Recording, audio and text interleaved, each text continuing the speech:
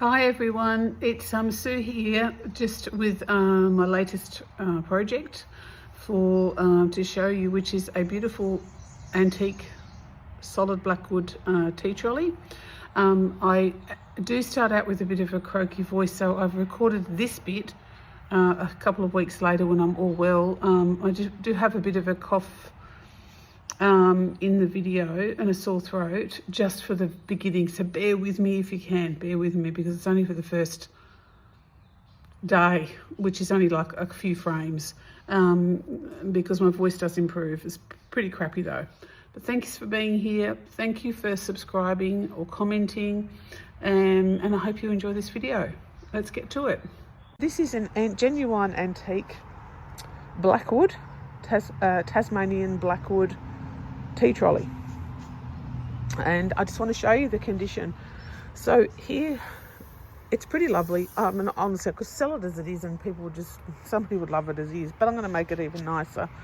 So this is either some hot plates have sat here, or what I suspect is more the case is a plant or something sat here for a long time, and the sun's bleached the surrounding bits, and that's stayed dark. So that needs some attention there. Down here we've got a beautiful bowl with a hole.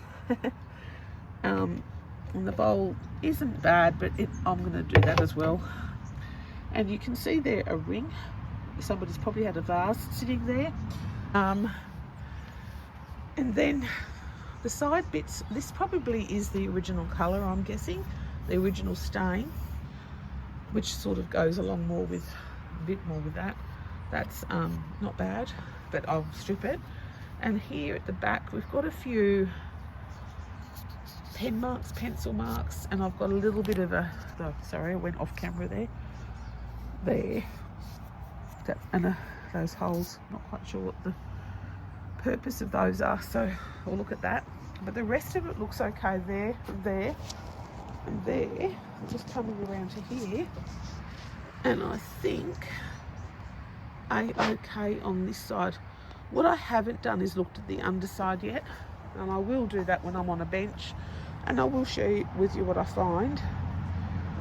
But I am absolutely looking forward to this one. It's pretty, it's cute, it's sweet, it's gorgeous, and I hope you stick with me and tell me what you think. And see ya. So I'm having second thoughts now about whether this stain is just the result of the around the edges of the stain just being sun bleached, and the reason for that is because the stain seems to be quite deep. It almost needs a few layers sanded off or even planed off at the moment. That's what I'm thinking. I'm just going to do a superficial sand for now, then I'm going to try oxalic acid just to make sure, but I feel like that won't work. But that's my game plan at the moment, and we'll just see and reassess. But I'll speed it up for you for now.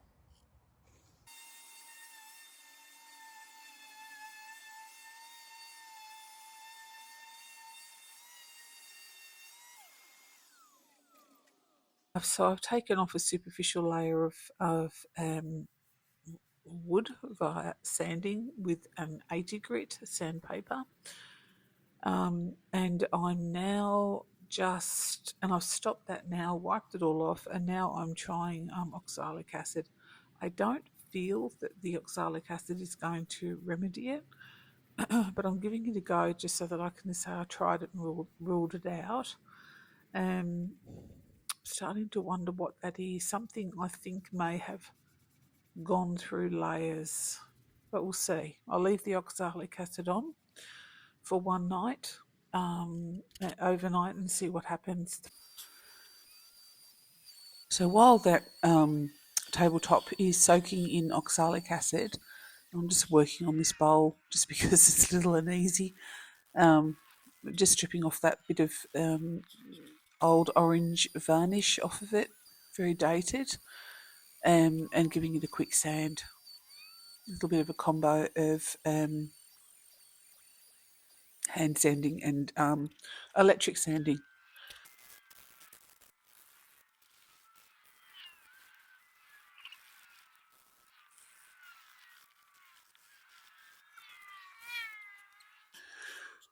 So I just found a little fracture in the wood there, which is on the bottom spot, and another one at the top spot right there. So I'm just going to give those two some attention next. And that one's going to be glued down, and then I'll put some filler around the edges. And the bottom one I'm not sure quite yet. I'll have a bit more of a look.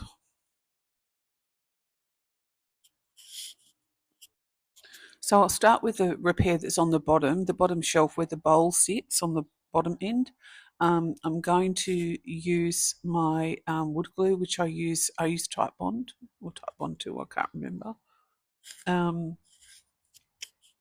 what I need to do, I believe, is just gently lift the flap. There's a bit of a flap, a circular flap of repair, and I need to just ease that up with a little bit of a, here we go, screwdriver, and inject or ease some Type Bond into that space, and then clamp it.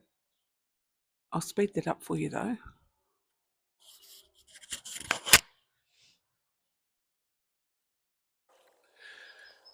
So I can inject that in with a syringe full of glue, which I do have, but the flap actually gives me enough space that I can just wield it open with a screwdriver enough to use my skinniest little paintbrush to pop that glue through the flap. So for me, that's just easier.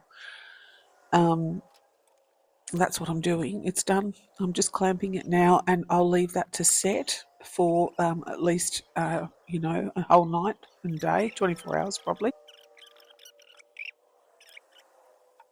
So I've done the repairs. The glue's set. It's the next day, and I'm just removing the clamps and and having a look to see how that's set. I did the top one as well as the bottom one. The top, I didn't film the top repair. It was very similar to the bottom repair. It was just the lifting of a flap and putting the glue underneath. Pretty much the same, although the top one, I will admit, was a bit bigger. Apart from that, there was no difference.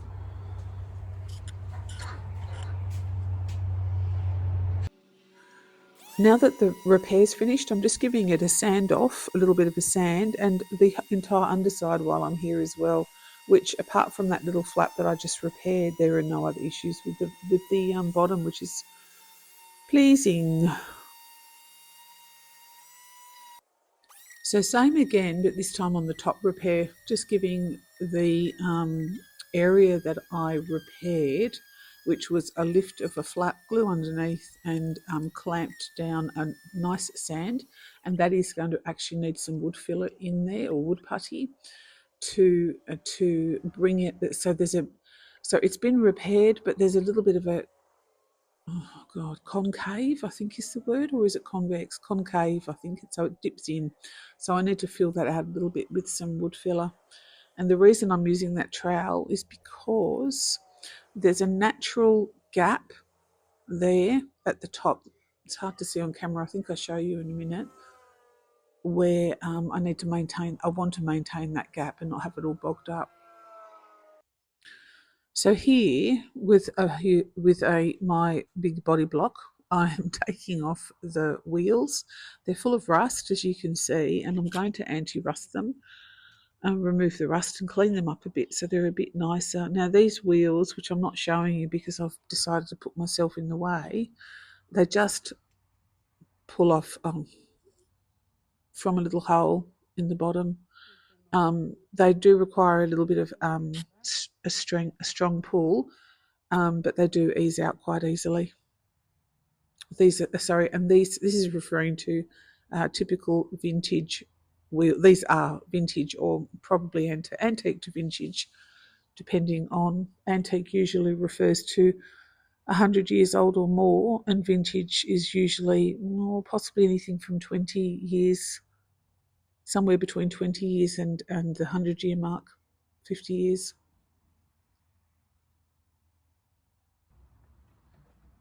So what I'm doing now, the bog that I put on those two repairs, which I did one to the top, one to the bottom, just to flesh them out a little bit, where there were some concave spots, dry. So I'm just giving them a light sand now. So that's my phase 2 of this little repair job.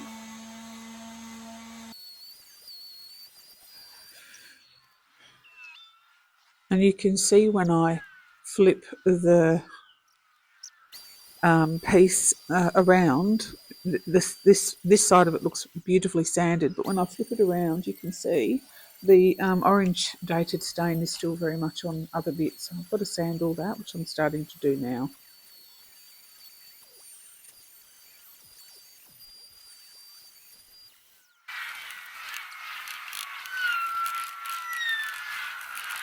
So by now, I've sanded the whole piece with 80 grit. I've also worked through and done off camera 120 and 240 grit, and now I'm on my final hand sand, mostly, with my round circular hand pad, which has 600 grit on it, just to make sure it's beautiful and smooth before we start applying the stain.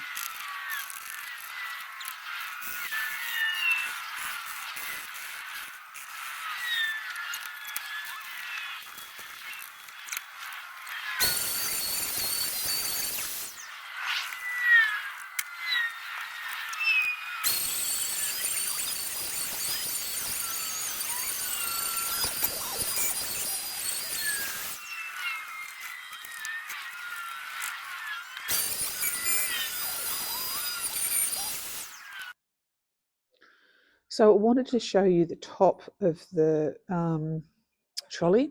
So as per the beginning, that was actually the worst bit of the whole trolley, was the stain on the top. Now I have sanded several layers, very superficial layers, but I've sanded through as much as I'm comfortable in sanding off of the top layer. So, and I have also done 3 treatments of oxalic acid. Now it has faded a little bit, but I don't want to actually do any more than that. The only other option that I can think of that would possibly work would be to plane off a couple more mil off of the top, but I don't want to do that. There's a risk of butchering it, and also it's just a beautifully designed trolley. I really don't want to alter it in any way. So the only thing that is left to do in the circumstance, after everything else has failed, is to use a beautiful dark oak stain, which is what I'm going to do. Okay, so ready to stain. I'm using my favourite Feast & Watson brand. I've got a few favourites, but they're one of them, and I'm using dark oak for the stain. And yes, it is nighttime. Sometimes I get into the zone and I work into the night. Well, it's the middle of winter, so it actually gets dark at 5 o'clock at the moment, at this point, at the point of filming.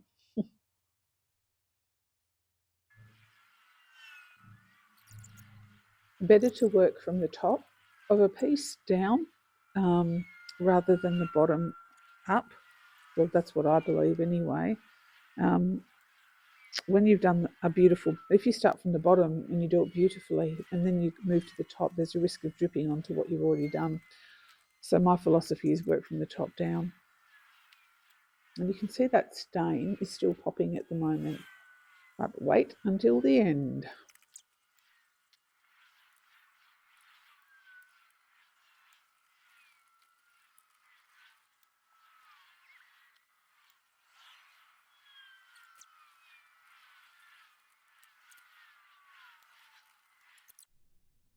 So there it is, all done. Everything's finished. So the first coat of stain is finished, minus the wheels. And there's the wheels. I've done 3 of them already, and I've got the 4th one soaking. So all it is they're just soaking in a little pool of anti-rust or rust remover.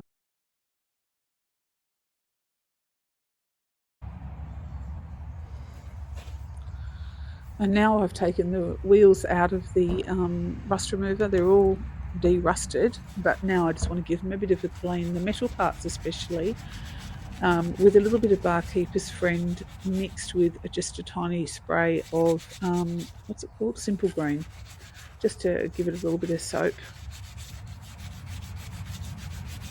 And they come up beautifully.